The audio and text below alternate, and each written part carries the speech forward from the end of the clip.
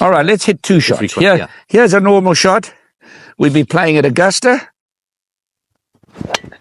Look at the height on that. Very nice.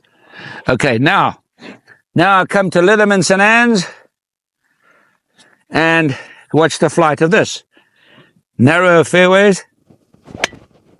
Yeah, fantastic. Look at the difference in it. Half the height. When you were getting prepped for a US Masters and you're getting prepped for an Open, would your kind of practice leading up to that differ? Is there a different concentration on the shot repertoire, for example? Yes, definitely. Going into Augusta, you got to try and hit the ball a little bit higher. Right. So I always played at Augusta, and I made sure I stayed a little bit behind the ball to get the ball up in the air. Okay. Now, when I come to play in an Open, I do the opposite. I almost lean into the ball to keep it a lower flight, a different flight altogether. Yeah. See the high flight? Yeah. Look at that. That went so straight, I had to lean over sideways to see the flag. It's right on it as well, to be fair. Did you see that? That finished that far from it. Yeah, it did. You know what they call that in South Africa? The same as you call it here, talent. Yeah. Okay. Here you don't hit any high chip shots. Yeah.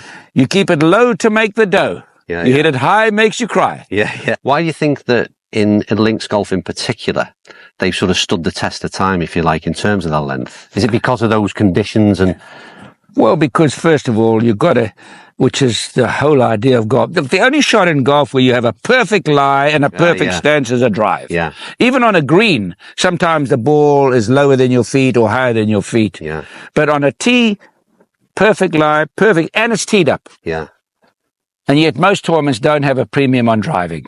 Yeah. Whereas the Open, look at this rough. Yeah. They lost 14 members here last year in this rough. This is a paradise for my horses. So you've got to hit it straight. And that's the whole idea. Yeah. Keep the ball in play. Yeah. That's a good question you had there.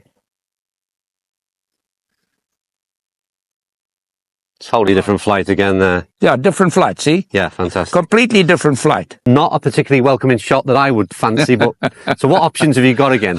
Well, you see, the average weekend golfer, he's watching the pros on television, and they're all chipping with a wedge or a sand wedge. So he comes out here now and he tries to hit this wedge or sand wedge, and he hits it, and he hits the face and he runs back, or he sculls the ball over the green.